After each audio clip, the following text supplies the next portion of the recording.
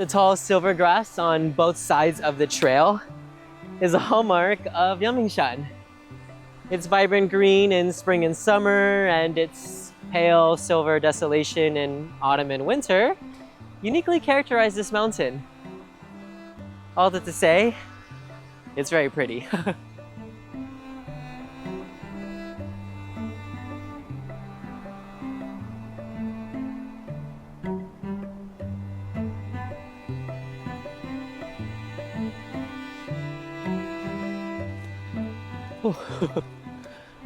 From here to Jinbaoli Gate, it's only about 0.8 kilometers, but it's known as the 120 slopes, a stretch of 120 uphill steps.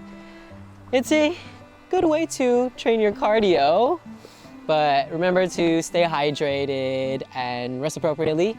There's not a lot of shade here, and also keep an eye out for snakes. I'm not lying, I saw a snake the last time I was here, so trust me guys, you want to keep an eye out on your surroundings. Okay, am I halfway yet?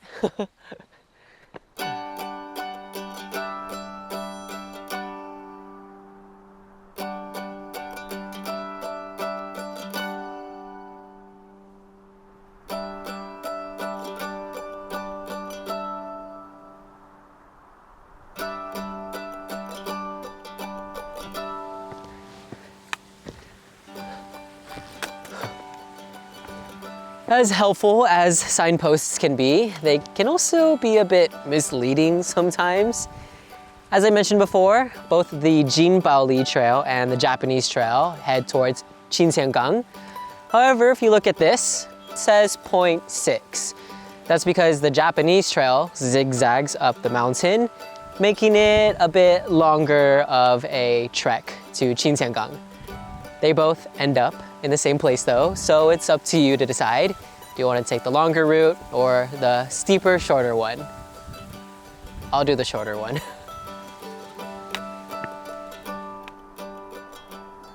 As we gain altitude, the trail offers excellent panoramic views from Yangmingshan to Jinshan and the Pacific Ocean.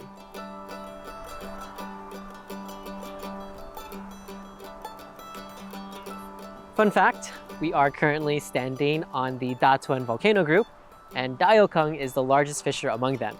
Affected by high heat and strong acids, the soil structure here is loose and the upper layer is shallow. Only a few plants are resistant to such strong acids, and silvergrass is one of them.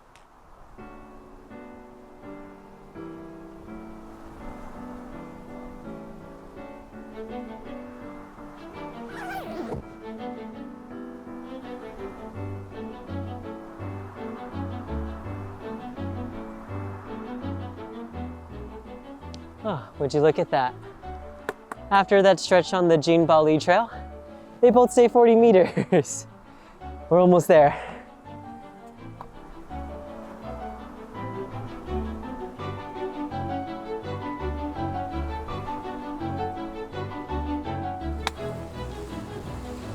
Oh.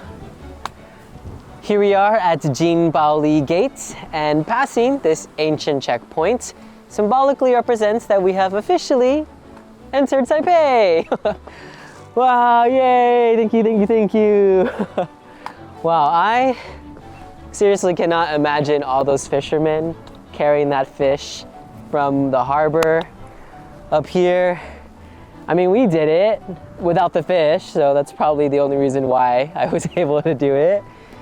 But wow, kudos to those fishermen. And in their spirits, let's go enjoy the scenery now at Qinxiangang Grasslands. Wow, we have passed the gate, and now we are here, entering Qinxiangang.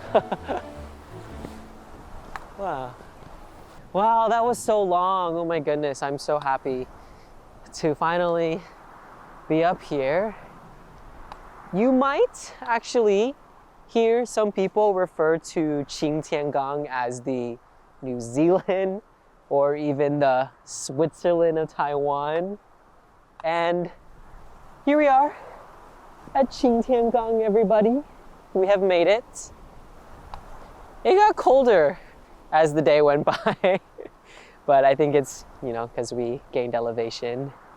And a lot of the winds kind of just hit the mountain here and then come over and hit us. So it's very cold, hence the jacket. Whew.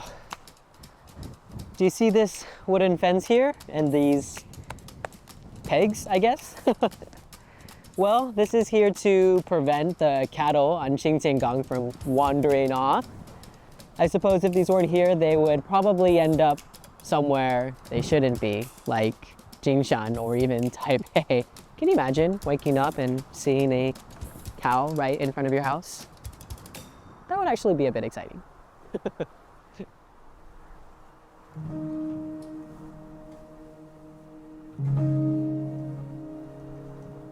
Qingtiangang Grasslands is a circular trail, 2.4 kilometers long, with open grasslands on both sides where people can rest.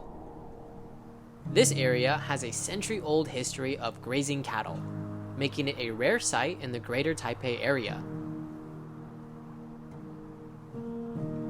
However, be cautious around the water buffalo. They can be aggressive if threatened, so it's best to stay calm and keep your distance. Wow, oh, so cute, the little ones. Wow. Well, as we wrap up our journey here on the Qingtiangang Grasslands, I am not only quite cold, but amazed by the views around us. I bet that the fishermen back then that once traversed the Fisherman's Trail were left feeling refreshed after arriving to this peaceful landscape with the cattle. I bet if they had phones back then, they probably would have taken pictures like I'm about to do right now. But instead, they probably just sat here and soaked in the views. I want to take my photos though. Okay, say hi, cattle. Hello, hi. Are you saying hi?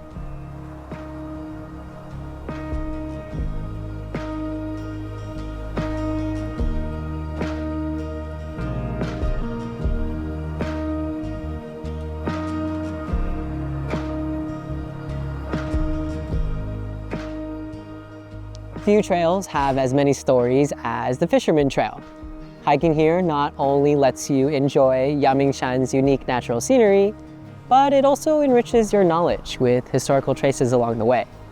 Moreover, 2/3 of the trail is shaded by trees, and with rustic stone paths, it's not too challenging nor too manicured. Especially at an elevation of 763 meters, you might encounter cooler days like this even in the summer, making it perfect for a leisurely walk. Please be advised though that the weather in the Yamingshan area is not always predictable. The skies can drastically change from the morning to the afternoon, and can even get a bit foggy, so make sure to bring a light rain jacket and even extra warm clothing. Starting very early is also a good way to avoid getting caught up in afternoon weather changes. For an easier journey along the trail, starting at Qingtiangang and walking downhill to Huanggang is a good way to save energy. So, here's to more trails, more discoveries, and the endless stories that the mountains of Taiwan hold. Until our next escape, keep exploring and appreciating these moments of freedom and connection with nature. Peace out.